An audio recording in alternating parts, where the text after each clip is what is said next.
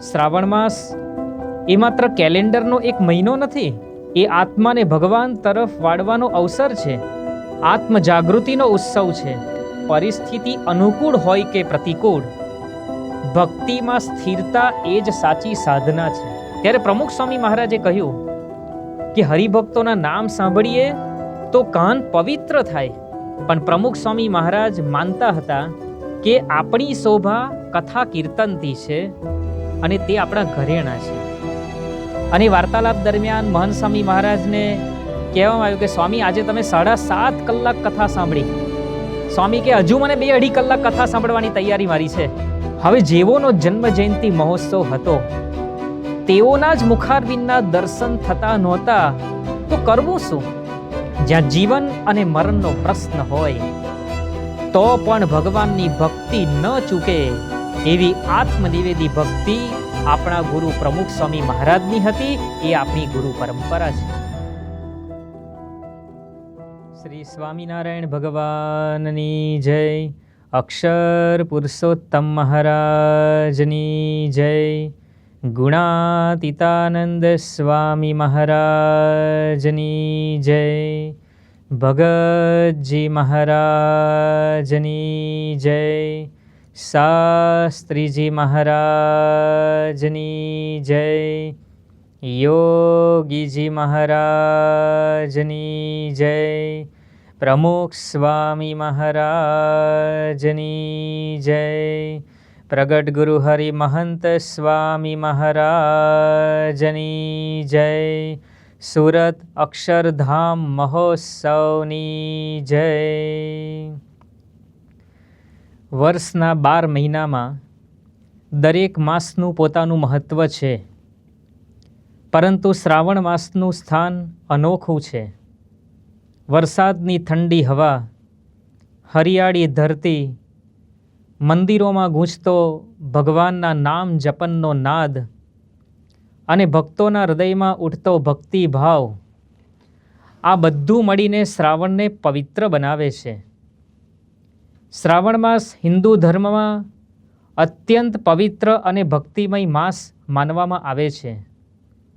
આ માસને ભક્તિનું પર્વ કહેવાનું મુખ્ય કારણ તો એ છે કે આ સમયમાં ભગવાન શિવ, વિષ્ણુ, માતા પાર્વતી અને શ્રી કૃષ્ણ પ્રત્યે વિશેષ ઉપાસના, વ્રત, જપ, તપ ને મહિમા વધુ હોય છે.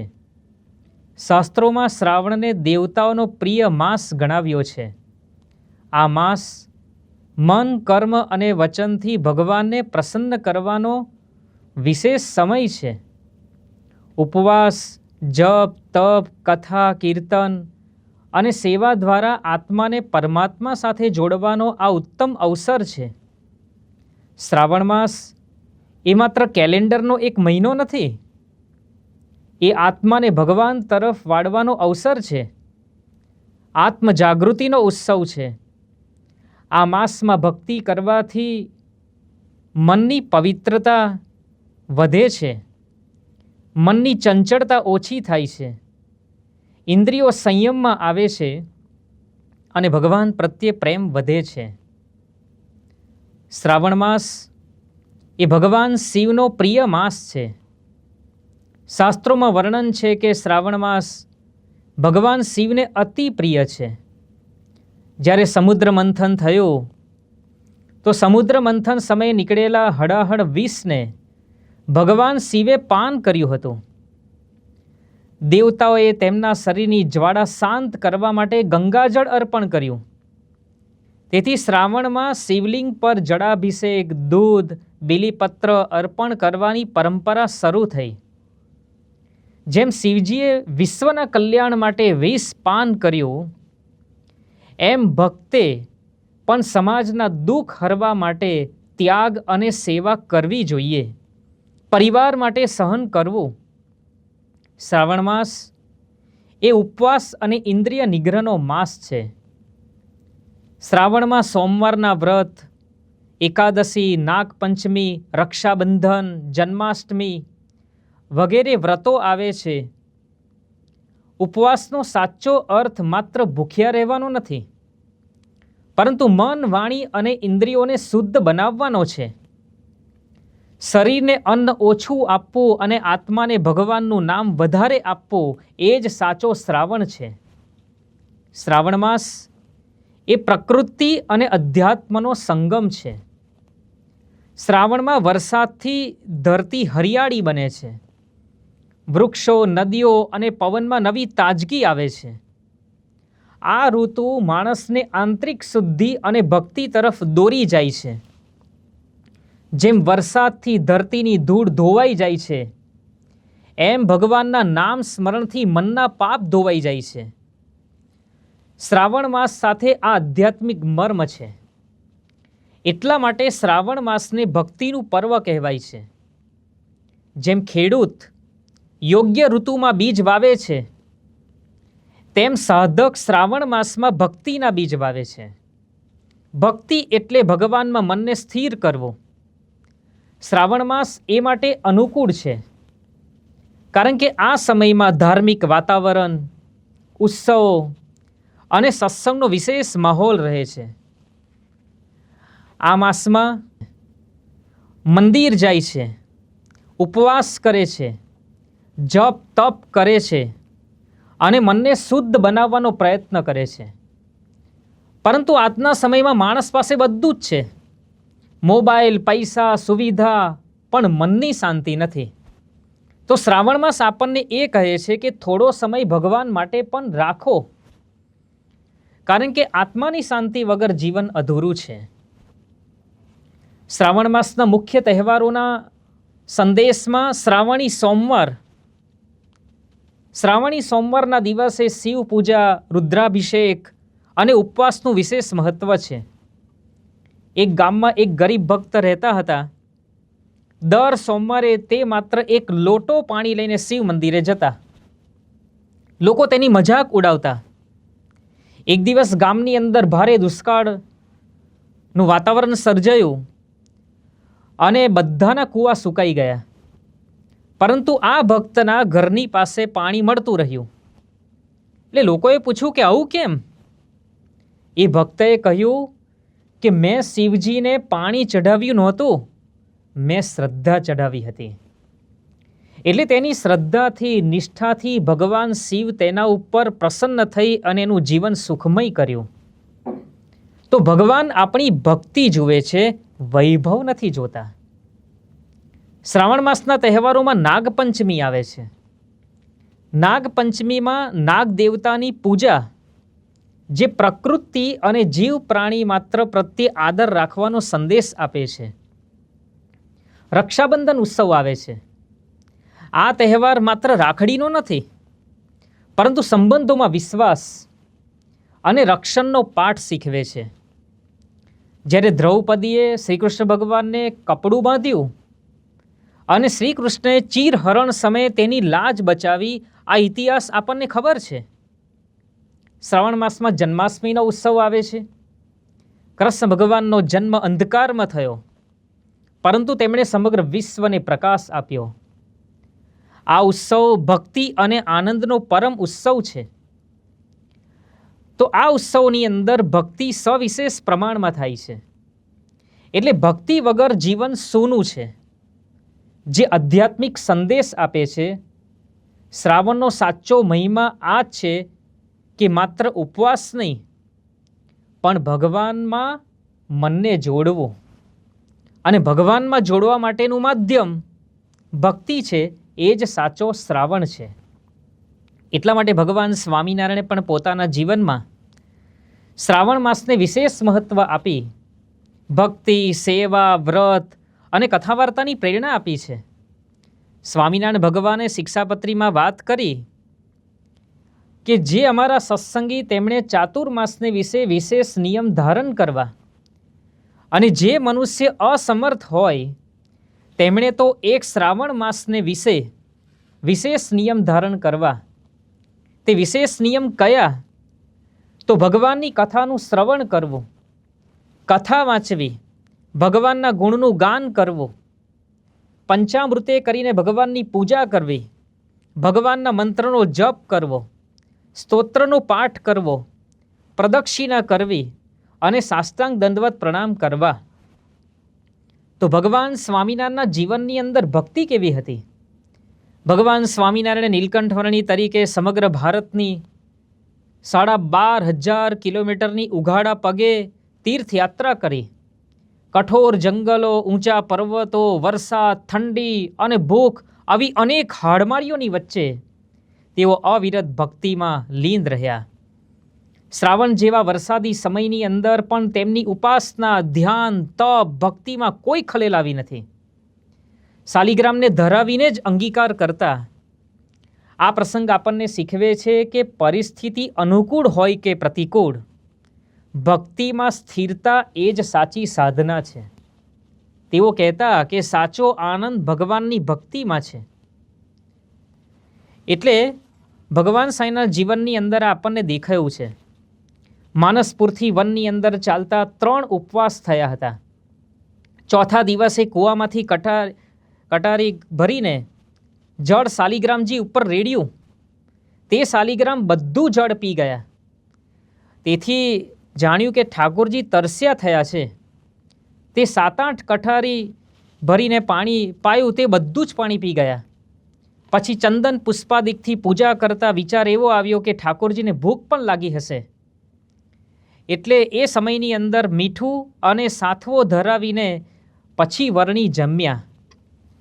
ભગવાન સ્વામિનારાયણના જીવનની અંદર વન વિચરણ દરમિયાન આ સાચી ભક્તિની રીત આપણને દેખાય છે કે શાલિગ્રામને સાથે રાખ્યા હતા. ભગવાન સ્વામિનારાયણ વડતાલની અંદર લક્ષ્મીનારાયણની દેવની 108 પ્રદક્ષિણા કરતા. મુક્તાનંદ સ્વામીને ગોપાળાનંદ સ્વામીએ ના પાડી ત્યારે સ્વામિનારાયણ ભગવાને કહ્યું કે ભક્તોના અંતરમાં ભક્તિ પ્રગટાવવા માટે અમે આ બધું કરીએ જ છીએ. એટલે ભગવાન સ્વામિનારાયણના જીવનમાંથી પ્રેરણા લઈ અને સંતો ભક્તોના જીવનની અંદર આ ભક્તિની દ્રઢતા આપણને જોવા મળે છે. ગરડાની અંદર ભગવાન સ્વામિનારાયણે દેવસયની એકાદશીએ શ્રાવણ માસને વિશે બધાને વિશેષ નિયમ આપ્યા અને પછી કહ્યું કે જે નિયમ લ્યો તે ઠેક કાર્તિક સુધી પ્રબોધિની એકાદશી સુધી પાડવા. બધાએ યથાશક્તિ નિયમો લીધા. મુક્તાનંદ સ્વામી ઊભા ન થયા.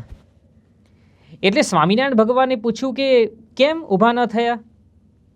તો મુક્તાનંદ સ્વામી કહે કે હું 108 નિત્ય માળા ફેરવું છું, તેમાંથી સમય બચતો જ નથી. સ્વામિનારાયણ ભગવાને કહ્યું કે કેવી રીતે તમે માળા ફેરવો છો? મુક્તાનંદ સ્વામી કહે તમારા અંગોની સ્તુતિ કરી માળા ફેરવું છું અને એમાં બીજો કોઈ ઘાટ થાય તો માળા ફરી કરવાની. મહારાજ કહે આની 50 માળા તો 500 માળા ને 1000 માળા કોઈ ગણતીમાં આવે નહીં. માટે બધાના નિયમ કરતાં તમારો નિયમ શ્રેષ્ઠ છે. ગઢપુરની અંદર સુકાનંદ સ્વામીએ પોતાની નિત્ય પૂજા કરી અને વિસર્જન કર્યું. પણ સુકાનંદ સ્વામીને અસંતોષ થયો કે પૂજાની અંદર કંઈક બાકી રહી જાય છે એવું એમને લાગ્યું. એનો વિચાર કર્યો તો ફરીવાર પૂજા એમને શરૂ કરી. પછી એમને ખબર પડી કે દંડવત ભૂલી ગયા હતા. તો આપણને કેવી અંતરદ્રષ્ટિ ઉપજાવે, ભગવાન પ્રતિ કેવી શુદ્ધ ભક્તિ હોવી જોઈએ, કેવી પ્રામાણિકતા રાખવી જોઈએ, એ આપણને દેખાય છે. વડતાલની અંદર સભામાં જ્યારે સ્વામિનારાયણ ભગવાનને તરસ લાગી, મૂળજી બ્રહ્મચારી તે વખતે મંદિરની પ્રદક્ષિણા ઉપર બેઠા હતા અને મહારાજનો સાથ સાંભળી બ્રહ્મચારીએ પ્રદક્ષિણા ઉપરથી પોતાનું શરીર ચોકમાં પડતું મૂક્યું અને ઉતાવળે ઠંડુ પાણી લોટો ભરીને સ્વામિનારાયણ ભગવાન પાસે લાવ્યા.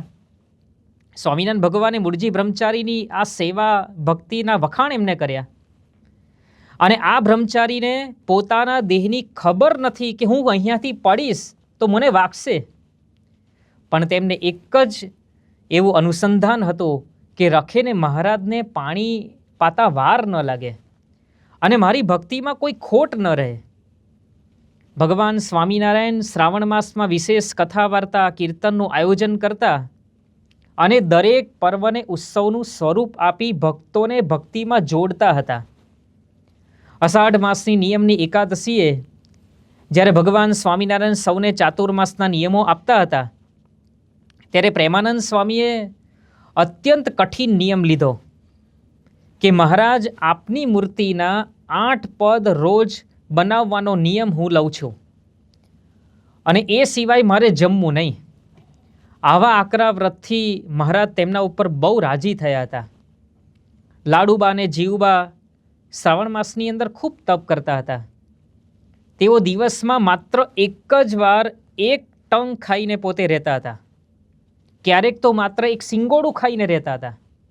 ક્યારેક માત્ર પાણી પીને ઉપવાસ કરતા હતા. દૂધ, દહીં, ઘી કે ખાંડનો તો પદાર્થોનો સમૂળો ત્યાગ એમને કર્યો હતો. તેમની ભક્તિ ઉચ્ચ કોટીના મુક્તો જેવી હતી, જેમાં તેઓ પોતાના સ્વભાવ અને રાજવૈભવ છોડીને કેવળ ભગવાનની પ્રસન્નતાને અર્થે ભક્તિ કરતા હતા.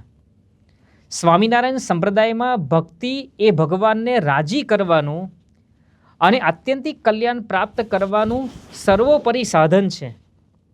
ભક્તિ એટલે ભગવાનનો યથાર્થ મહિમા સમજીને ભગવાનમાં અતિશય સ્નેહ કરવો. ભક્તિના વિવિધ પ્રકારો પણ છે. જેને જે અંગમાં મળતું આવતું હોય તે ભગવાનની ભક્તિ કરી શકે, જે શ્રીમદ ભાગવતમાં 9ધા ભક્તિ બતાવી છે.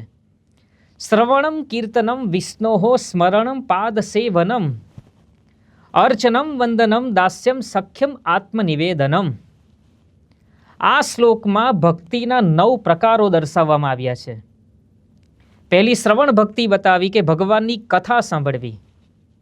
બીજી કીર્તન એટલે કે ભગવાનના ગુણ સાંભળવા. સ્મરણ ભગવાનને યાદ કરવા. પાદ સેવન ભગવાન અને સંતોની સેવા કરવી. અર્ચન ભગવાનની પૂજા કરવી. વંદન પ્રણામ અને ભગવાનને પ્રાર્થના કરવા.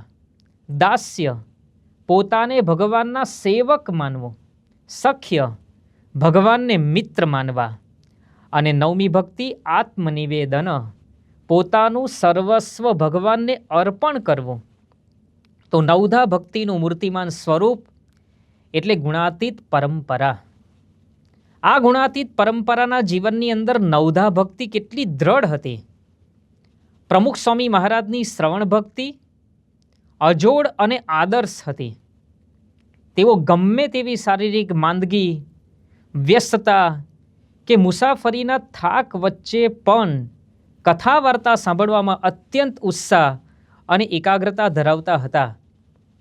1980ની સાલમાં બોસ્ટનમાં પ્રમુખ સ્વામી મહારાજની બંને આંખોમાં મોતિયાનું ઓપરેશન કરાવ્યું હતું.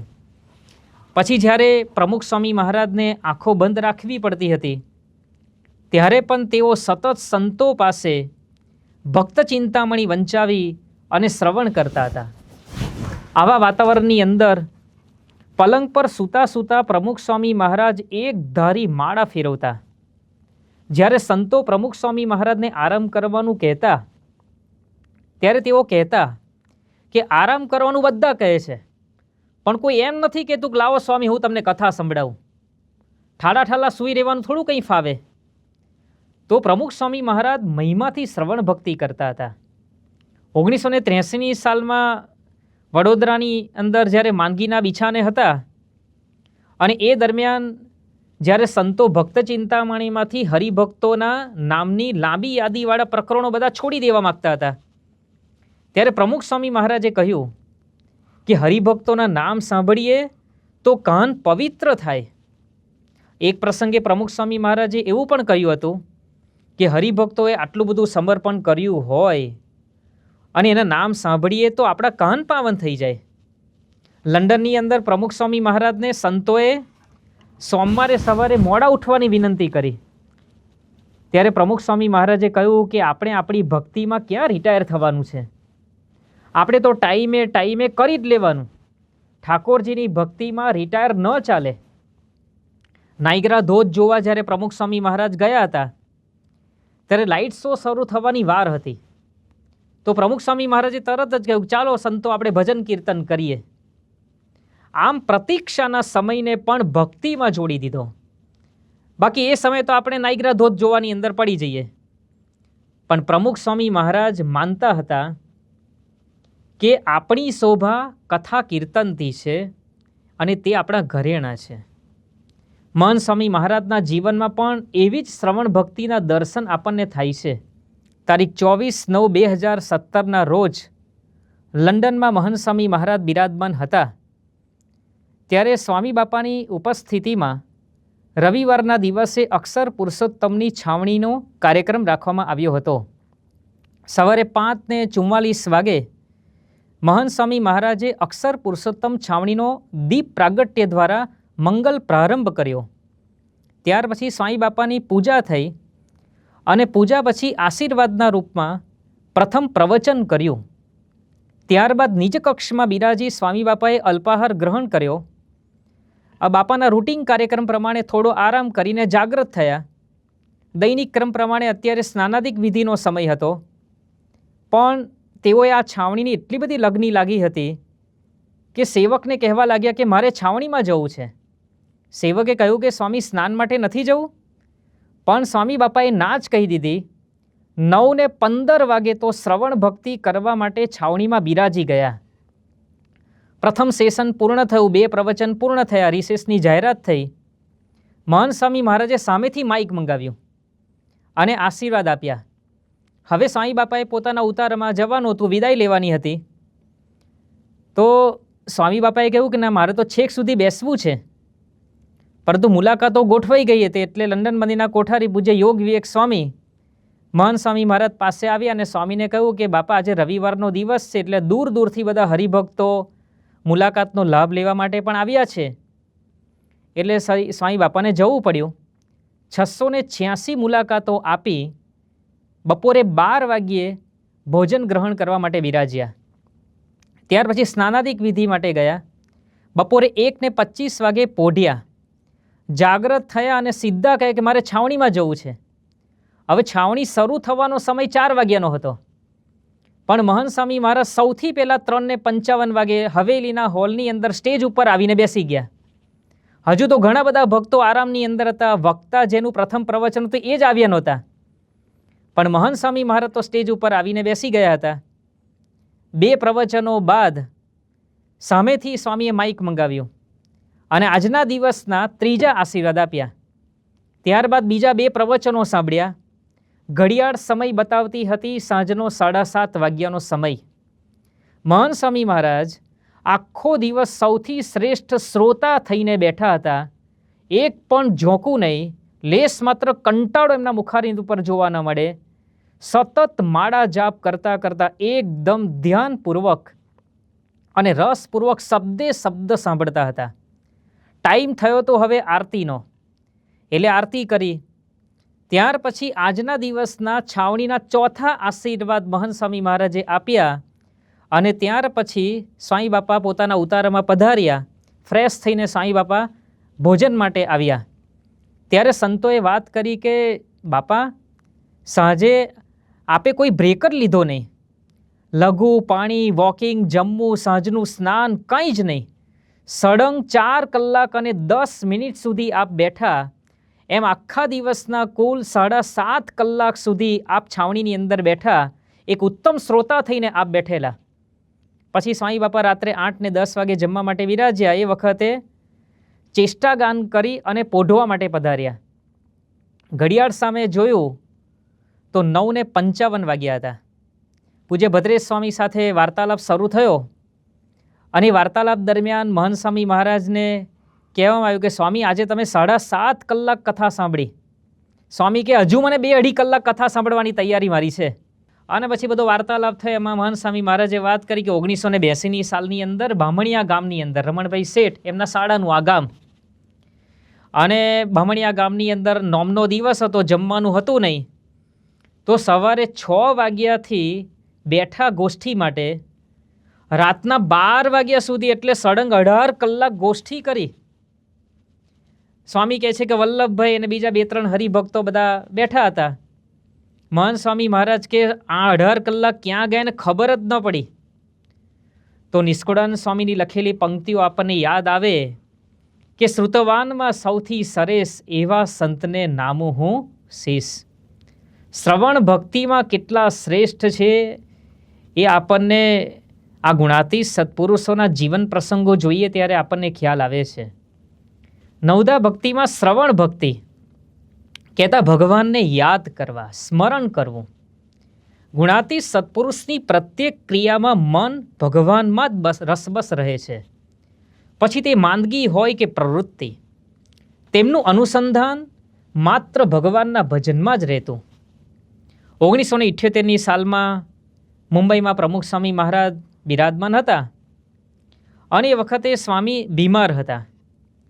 એટલે એક ભક્તે બાપાને પૂછ્યું કે સ્વામી આપની માંદગીનું ધ્યેય શું છે? પ્રમુખ સ્વામી મહારાજે ત્વરિત જવાબ આપ્યો, ભગવાન ભજવાનું જ ધ્યેય છે, બીજું શું ધ્યેય હોય? સ્મરણ શ્વાસોશ્વાસ એમને ચાલતું હતું.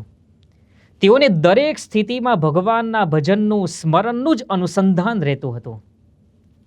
તારીખ 1/11/2020ના રોજ મહંત સ્વામી મહારાજ નેનપુરમાં બિરાજમાન હતા. સ્વામી રાત્રે 2 વાગે દૈહિક ક્રિયા માટે ઉઠ્યા. પછી રાત્રે 2:25 વાગે સેવક સંત પૂજ્ય ઉત્તમ યોગી સ્વામીને જગાડ્યા અને પૂછ્યું કે ઠાકોરજીને ગરમ વસ્ત્ર ઓઢાડ્યું હશે? એટલે તાત્કાલિક ઠાકોરજીના સેવક સંત સંતચરી સ્વામીને આ વાતની જાણ કરવામાં આવી. સંતચરી સ્વામીએ કહ્યું કે બાપા, મહારાજ અને સ્વામીને અલગ અલગ ચાદર ઓઢાડી છે. પછી સ્વામી બાપાએ ઈચ્છા દર્શાવી એટલે મહારાજ સ્વામીને ગરમ વસ્ત્ર ઓઢાડ્યું. હવે આ વાતનો સવારે ખુલાસો કરતાં કહ્યું કે રાત્રે 2 વાગે સ્વામી બાપા બાથરૂમ જવા માટે ઉઠ્યા હતા. પછી ઠંડી લાગતા સેવક પાસે બ્લેન્કેટ માગ્યો હતો અને એ વખતે તરત જ મહારાજ અને સ્વામી યાદ આવ્યા. હવે આપણને ઠંડી લાગે તો ઓઢીને સૂઈ જઈએ. જ્યારે મહંત સ્વામી મહારાજને ઠંડી લાગી તો મહારાજ અને સ્વામી યાદ આવ્યા. રાત્રે 2 વાગે પણ ભગવાનની ભક્તિ ન ભૂલે, ભગવાન યાદ આવે, આ કઈ રીતે શક્ય બને? જ્યારે અખંડ ભગવાનનું ચિંતન હોય ને તો જ શક્ય બને.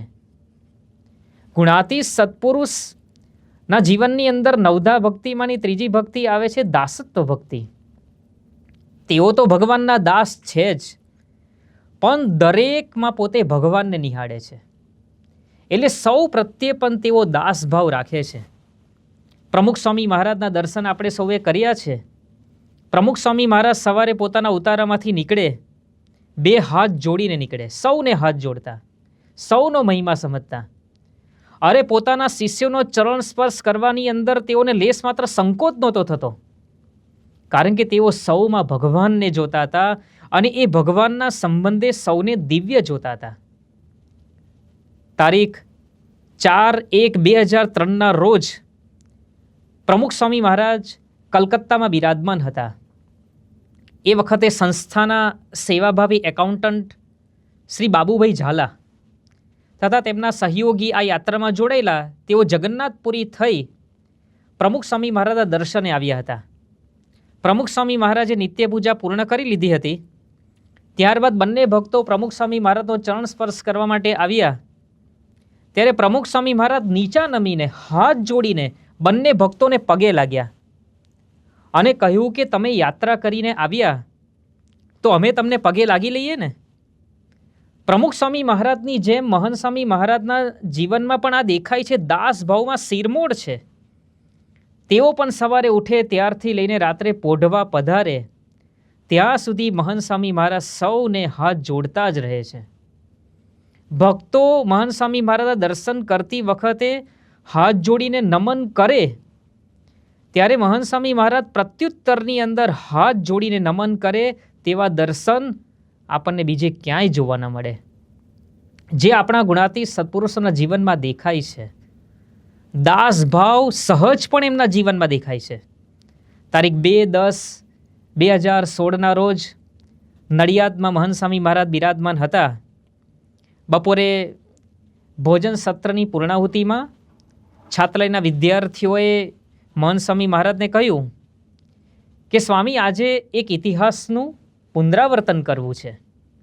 એમ કહી અને મહંત સ્વામી મહારાજની હાજરીમાં ગવાયેલી કવ્વાલી, જે પ્રમુખ સ્વામી મહારાજ સમયના અંદર ગવાયેલી હતી, એ કવ્વાલી ગાઈ કે આ સૂરજ પૂછે છે, આ ચાંદો પૂછે છે, ગગનમાં ચમકતો સિતારો પૂછે છે, પ્રમુખ સ્વામી શું છે, મહંત સ્વામી શું છે. આ રીતે કવાલી છાત્રના વિદ્યાર્થીઓએ ગાઈ. પછી રજૂઆત કરનાર વિદ્યાર્થીએ કહ્યું કે આપ હવે આપની ઓળખ આપો કે મહંત સ્વામી શું છે. મહંત સ્વામી મહારાજે ક્ષણનાય વિલંબ વિના કહ્યું, દાસના દાસ. તો સ્વામીશ્રી માત્ર બોલ્યા જ નથી, પણ એ રીતે વર્ત્યા પણ છે. સવારે પ્રાતઃ પૂજા બાદ બધા હરિભક્તોને 2 હાથ જોડીને દર્શન જ્યારે આપે છે, 7 થી 8 મિનિટ સુધી 2 હાથ જોડીને દર્શન કરે. આપણી શ્રદ્ધા મોડી પડી જાય, આપણો વારો જતા એટલે આપણે હાથ ખોડા મૂકી દઈએ, પણ મહંત સ્વામી મહારાજ થાકે નહીં, બધાનો મોક્ષ થાય એવી પ્રાર્થના કરે છે.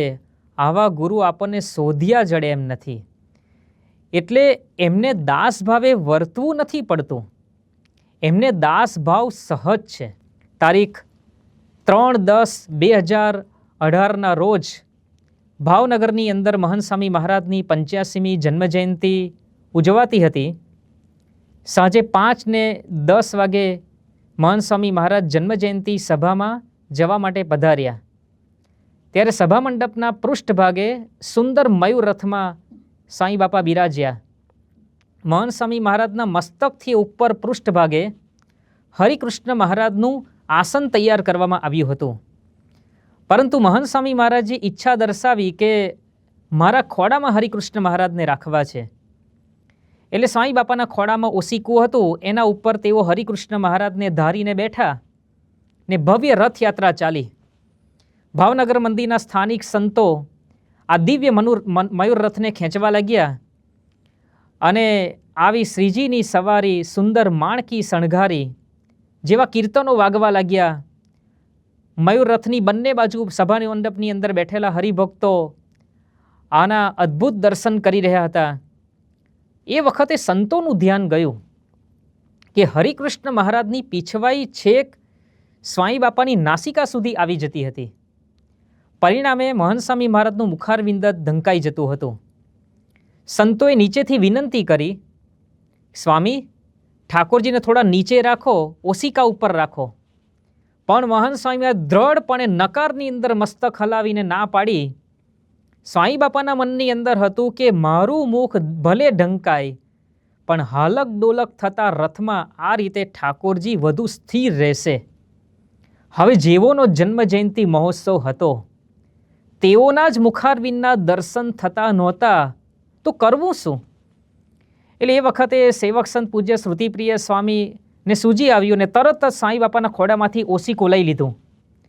એટલે મહંત સ્વામી મહારાજના હાથ થોડા નીચે આવ્યા. પછી સ્વામી બાપાના મુખારવિંદના દર્શન સૌને થવા લાગ્યા. હરિકૃષ્ણ મહારાજ પણ સ્વામીશ્રીની ઈચ્છા મુજબ ઉપર તથા સ્થિર રહ્યા. તો 9 પ્રકારની ભક્તિની અંદર છેલ્લી ભક્તિ આવે છે આત્મનિવેદનમ. આત્માનામ નિવેદયંતી ઇતિ આત્મનિવેદિનઃ. પોતાની જાતને સમર્પિત કરી દે તે આત્મનિવેદી.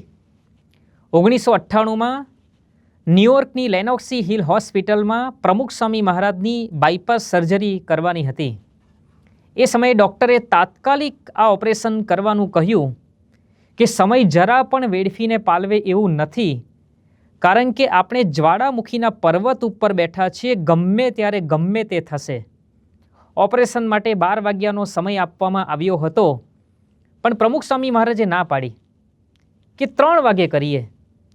3 કલાક ઠેલવાનું કારણ જ્યારે પૂછ્યું તો પ્રમુખ સ્વામી મહારાજ કહે, ઠાકોરજી પોઢ્યા હતા, ઠાકોરજી જાગે, એમના દર્શન કરીને એમને સાથે લઈને પછી ઓપરેશન થિયેટરમાં જઈએ. જ્યાં જીવન અને મરણનો પ્રશ્ન હોય તો પણ ભગવાનની ભક્તિ ન ચૂકે એવી આત્મનિવેદી ભક્તિ આપણા ગુરુ પ્રમુખ સ્વામી મહારાજની હતી. એ આપણી ગુરુ પરંપરા છે. મહંત સ્વામી મહારાજનું જીવન પણ આત્મનિવેદી ભક્તિનું ઉત્કૃષ્ટ ઉદાહરણ છે. તારીખ 4/5/2017ના રોજ અમદાવાદમાં મહંત સ્વામી મહારાજ બિરાજમાન હતા. ત્યારે સંતોએ મહંત સ્વામી મહારાજની પ્રાર્થના આશીર્વાદથી હરિભક્તોના સંકલ્પો પૂરા થાય છે એવા પ્રસંગો બાપાની ઉપસ્થિતિમાં જ કહ્યા. મહાન સ્વામી મહારાજ કહે, અમે બધું મહારાજ સ્વામીને સોંપી દઈએ છીએ, એટલે આપણે છૂટા. મહારાજ સ્વામીને કહીએ, બધું તમારું જ છે, બધું ભગવાનને અર્પણ કરી દે છે. કોઈ પણ સિદ્ધિ, એનો યશ જ્યારે એમને આપવામાં આવે ત્યારે મહારાજ સ્વામી અને ગુરુને સમર્પિત કરી દે છે. તો 9 પ્રકારની ભક્તિ દ્વારા ભગવાન પ્રતિ દ્રઢ સ્નેહ જોડાણ થાય છે. તે પ્રમુખ સ્વામી મહારાજ, મહંત સ્વામી મહારાજના જીવન પ્રસંગો દ્વારા આપણને આ જોવા મળે છે. સ્વામિનારાયણ ભગવાને આ વાત અંત્યના 14મા વચનાવૃતમાં કરી કે આવી નવધા ભક્તિમાંથી જે ભક્તિ કરતે થકે ભગવાનમાં અતિ દ્રઢ સ્નેહ થાય, તે જ ભક્તિ તેને શ્રેષ્ઠ છે. નવધા ભક્તિના મૂર્તિમાન સ્વરૂપ સમા પ્રગટ સત્પુરુષના યોગે કેવી ભક્તિ ઉદય થાય છે. વિશેષ તપ, વ્રત, વાંચન, દંડવત રૂપી ભક્તિ અર્ઘ્ય અર્પણ કરે છે. મહંત સ્વામી મહારાજ આજે આપણે સૌ કોઈ જોઈએ છે, જે સેન્ટરમાં પધારે ત્યાં ભક્તિની ભરતી ઉમટે છે, જે સાંભળીને આપણો નતમસ્તક થઈ જવાય છે.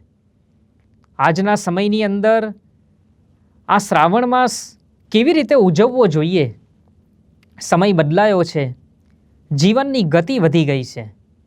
મોબાઈલ, સોશિયલ મીડિયા, કામનો ભાર, વ્યવહારની દોડધામ, એની વચ્ચે માણસ પાસે આજે બધું જ છે, સગવડ પણ છે, પરંતુ શાંતિ નથી. એવા સમયમાં શ્રાવણ માસ માત્ર તહેવારોનો માસ નથી, પરંતુ જીવનને ફરીથી ભગવાન તરફ વાળવાનો અવસર છે. પણ પ્રશ્ન ત્યાં થઈને ઊભો રહે છે કે આજના આધુનિક સમયમાં શ્રાવણ માસ કેવી રીતે ઉજવવો? માત્ર ઉપવાસ કરીને? માત્ર મંદિરે જઈને? ના, એ તો કરવાનું જ છે, પણ સાચો શ્રાવણ એટલે જીવનમાં ભક્તિ લાવવી, મનમાં શુદ્ધતા લાવવી અને પરિવારને ભગવાન સાથે જોડવો. તો એના માટે આપણે શું કરવું જોઈએ? રોજ સવારે નિત્ય પૂજા, સત્સંગ સાહિત્ય વાંચનથી દિવસની શરૂઆત કરીએ તો આખો દિવસ ભગવાનના આશીર્વાદથી ભરાઈ જાય. બીજું, ઘરને મંદિર બનાવવા માટે સવાર સાંજ ઘર મંદિરમાં પરિવારના સભ્યો સાથે આરતી પ્રાર્થના કરીએ.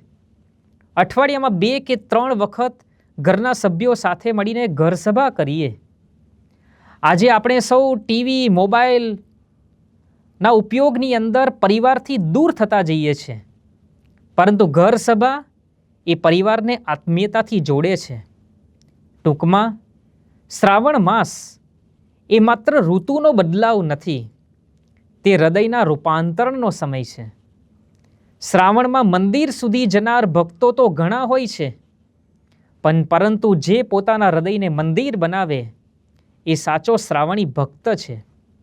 તો ચાલો આ શ્રાવણ માસમાં આપણે સૌ સંકલ્પ કરીએ કે ભગવાન સ્વામિનારાયણ અને પ્રગટ ગુરુ હરિ મહંત સ્વામી મહારાજને રાજી કરવા માટે વિશેષ તપ, વ્રત કરી શ્રાવણ માસને ભક્તિમય બનાવી આપણી પ્રત્યેક સેવા ભક્તિ ભગવાન સુધી પહોંચે, અર્પણ થાય, એ જ પ્રાર્થના. શ્રી સ્વામિનારાયણ ભગવાનની જય. આવી પ્રેરણાદાયી કથાના નિયમિત શ્રવણ માટે આ વિડીયોને લાઈક કરો અને ચેનલને સબસ્ક્રાઈબ કરો.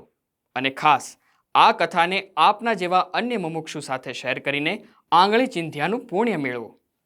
જય સ્વામિનારાયણ.